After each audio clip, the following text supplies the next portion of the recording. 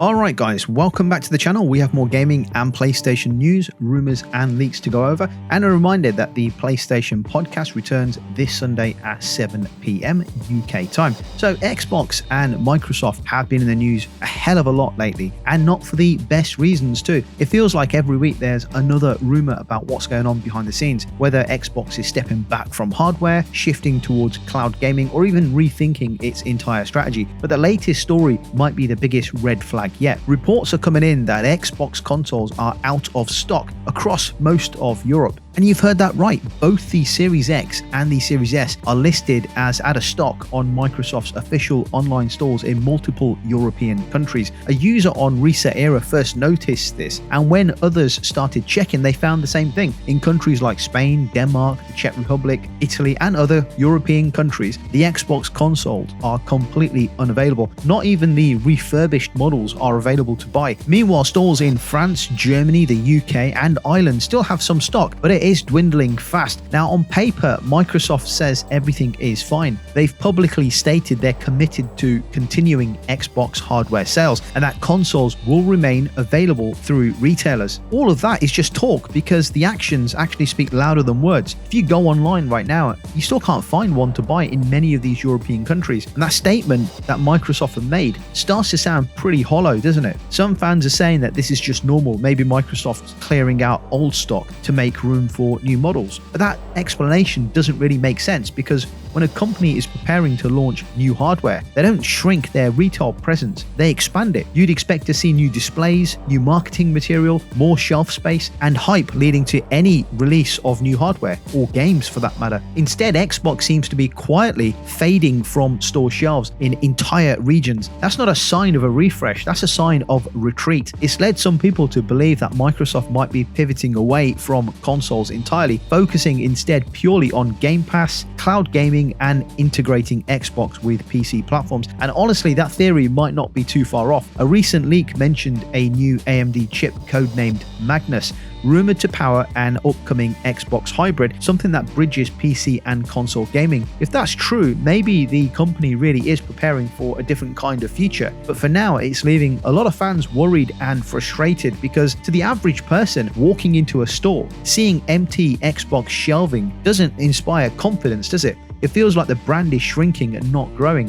And that's the last thing Xbox needs right now when competition has never been tougher. So what do you guys think? Is this all part of Microsoft's next big move? Or are we watching the slow fade of the Xbox hardware era? Let me know your thoughts down below because this one's got the whole community talking.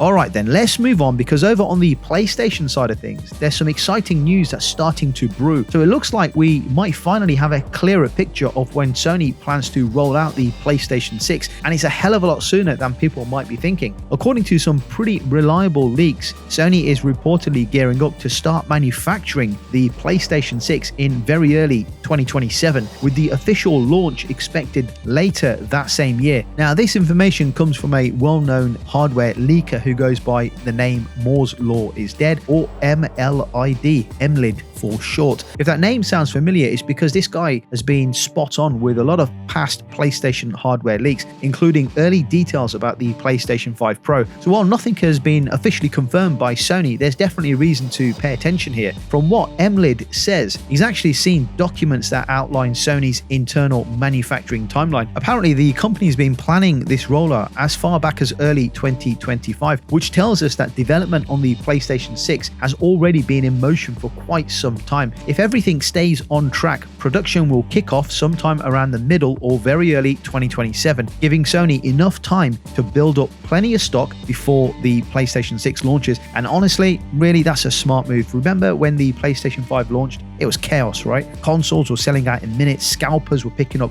so many consoles, they were charging double, and for a lot of people it took over a year just to find one in a retail shop. Sony doesn't want a repeat of that mess and that chaos, and let's be honest, neither do we, right? So by starting production early, Sony's trying to make sure that when the PlayStation 6 does actually drop, it will be widely available, not something you have to fight bots for online. What's also interesting is how this timeline lines up with Sony's previous console generations. The PS4 launched in 2013, the PS5 came out 2020. That's a 7-year gap. If the PS6 hits in 2027, that's another 7-year gap, perfectly consistent with Sony's pattern. Now here's where things get interesting, because not everyone agrees that a PS6 is even necessary. We're at a point now where the PlayStation 5 is still incredibly capable, even with the PlayStation 5 Pro that's only just recently come out. The question some people are asking is, do we really need another generation so soon? Well, the short answer is yes, probably. Technology moves fast, game engines are evolving, graphics get better and more demanding, and AI-driven systems are starting to play a much bigger role in game development. So even though the PlayStation 5 and the PlayStation 5 Pro still feels very new, the groundwork for the next leap is already being laid. From what's been said so far, Sony might be focusing on efficiency and design improvements with the PlayStation 6, not just raw power. The leaker mentioned that the new console could be more compact, with better cooling and possibly a lower power draw. This could also mean a lower price point, which is huge. He even suggested that the PlayStation 6 could launch cheaper than the PlayStation 5 Pro,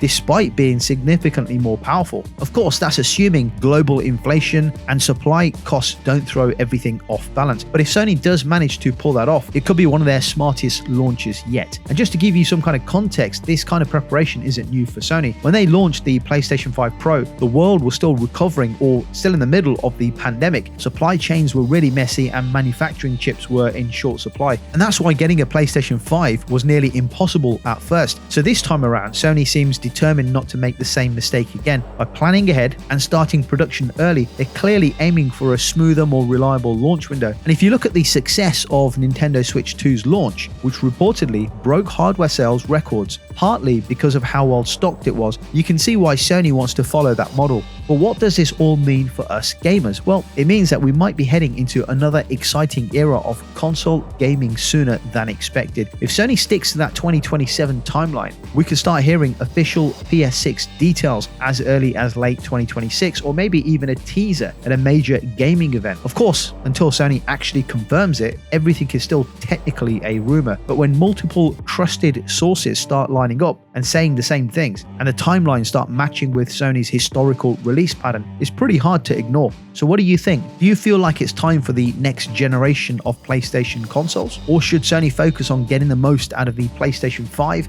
and the PlayStation 5 Pro first? Let me know what you think down below, because this one's going to spark a lot of debate and discussion within the gaming community. So we just spoke about two different console makers and two completely different outlooks. And while Xbox seems to be in a bit of an identity crisis right now, PlayStation's making some interesting moves, especially when it comes to its studios. And one name that just resurfaced after a long silence is Bluepoint Games. They're the masters of remasters, the team behind Shadow of the Colossus and Demon's Souls. They're known for taking beloved classics and making them shine on modern hardware. But after Demon's Souls, the studio went quiet. And after reports that their live service God of War spin-off got cancelled last year, people started to wonder if something was wrong behind the scenes. Well, turns out they've been regrouping and they're focusing on a brand new project. And now actually they're hiring for this brand new project. And it's not just any project too. It's a third-person melee action game. And according to the job listing, they're looking for a senior combat designer who can help shape boss fights, refine combat systems, and make gameplay feel tight and rewarding. That's a kind of description you'd expect from something big, something that plays in the same league as God of War. As soon as that went public, the internet exploded with theories, and of course Bloodborne 2 was the first name that was thrown around. Fans have been dreaming of a new Bloodborne or even a remaster for years, but realistically guys, there's no evidence that Bluepoint is working on Bloodborne 2. Actually, there's no evidence of what Bluepoint is working on altogether. It could be a brand new IP, or maybe something that's set in the God of War universe, given their recent collaboration with Santa Monica Studios on Ragnarok. What's more important is that Bluepoint is clearly alive and kicking. They're active again after last year's setback. They're building their team, expanding and working towards something original, we hope. And that's a big deal, because PlayStation's been making a lot of remasters and remakes while they transition back to big single-player cinematic games from their live service approach a couple of years ago. If this new game delivers, especially if it's a new IP, Bluepoint might finally step out of the remake studio label and be recognized for something truly their own. It's exciting stuff, guys, especially for fans who love tight melee combat and boss-driven gameplay. Whatever they're cooking up, it's good to see another PlayStation studio back on its feet and doing what it does best. What do you think Bluepoint Games are actually working on? Could it be a a new Demon Souls game, a new God of War game collaborating with Santa Monica Studios? Could it even be the fabled Bloodborne remaster or sequel, or even the legendary Infamous remake? Let me know what you think this might be in the comments down below. And let's move on to another PlayStation first-party studio. Let's talk about Sucker Punch, one of PlayStation's most respected studios and the team behind the Ghost series of games. Recently, some interesting news came out about the studio's future, and while it might not be what everybody hoped to hear, it does give us a better understanding of how Sucker Punch operates and why they're so different from other major studios in the industry. In a new interview, Brian Fleming, who is the co-founder and studio head of Sucker Punch, revealed that the studio plans to stay a single project developer even after they finished Ghosts of Yotei and its multiplayer expansion Legends. That means for the foreseeable future, Sucker Punch will not be juggling multiple games and franchises or side projects like some of PlayStation's other studios do. Instead, they're choosing to keep things focused and manageable. Now, that might sound a little disappointing for fans hoping for a new Infamous or Sly Cooper game, but when you listen to Fleming's reasoning, it actually makes a lot of sense. He explained that the studio values something most big developers have lost, and that is focus. And that focus is what allows them to polish their work to the level we've seen with Ghosts of Tsushima and Ghosts of Yotei. And Fleming says something that really stood out. If we're good at juggling 4 projects, yeah, we'd have a remaster, maybe a few fan-requested games, but we only get to do one thing. And because of that, it has to be the best idea we've got. And think about that for a second. When you can only make one game every 5, 6, maybe even 7 years, that decision isn't just creative, it's monumental. Fleming even compared it to choosing your college major once every 5 years or so.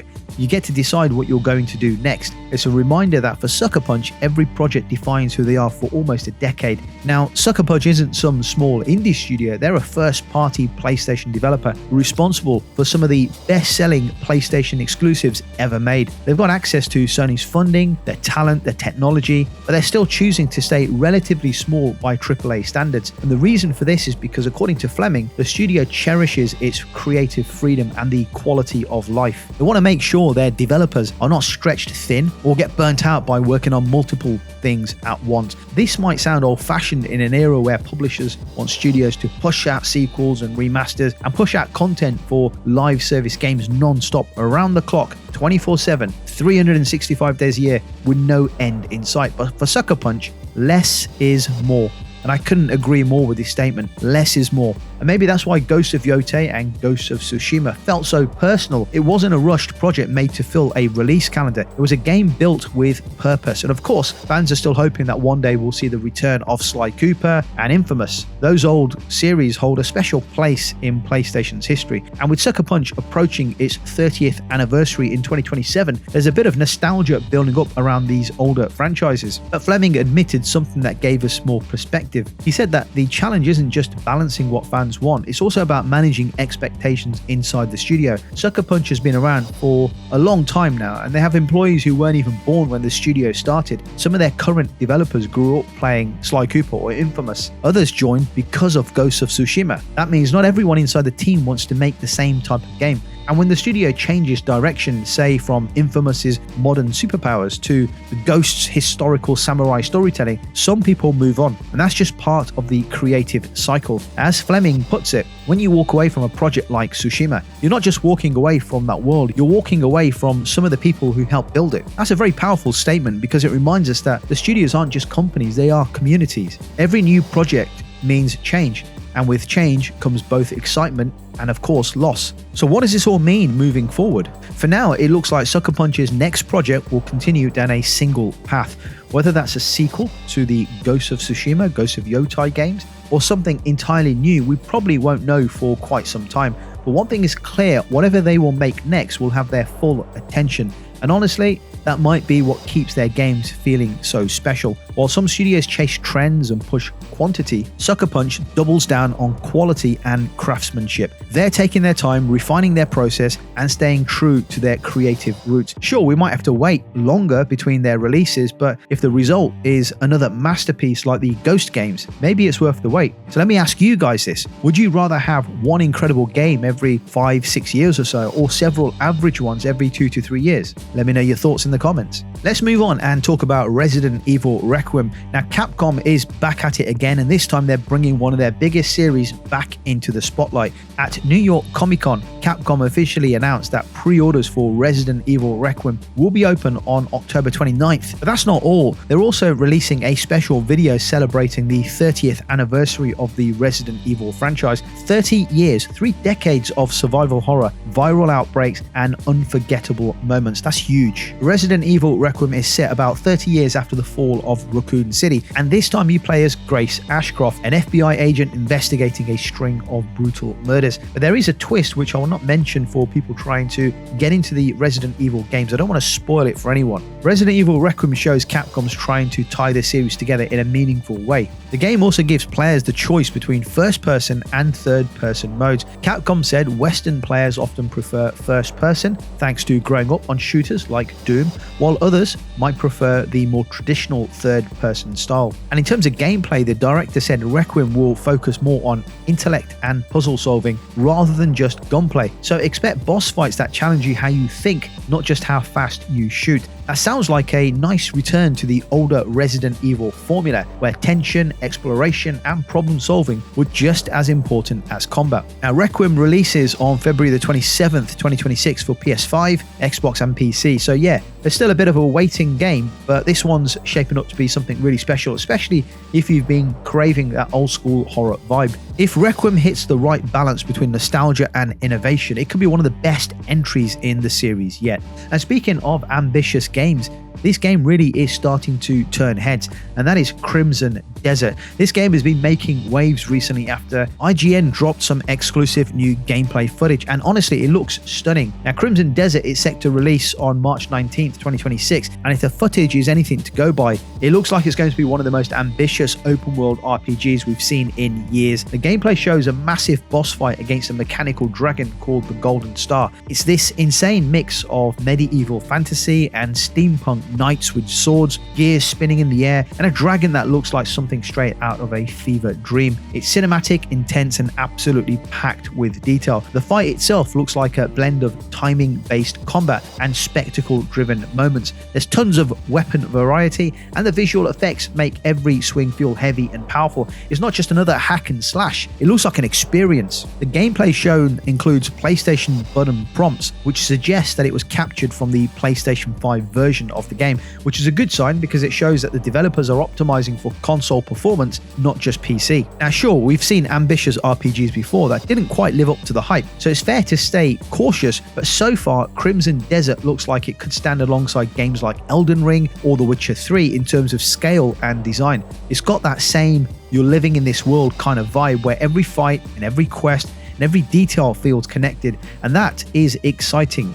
Because as gamers, we're always chasing that next big adventure and the one that pulls us in and makes us forget time even exists. So, will Crimson Desert live up to all the hype? Let me know your thoughts on this game. Hope you enjoyed the video. Drop your thoughts in the comments down below. Thank you for watching, and as always, I will catch you on the next video.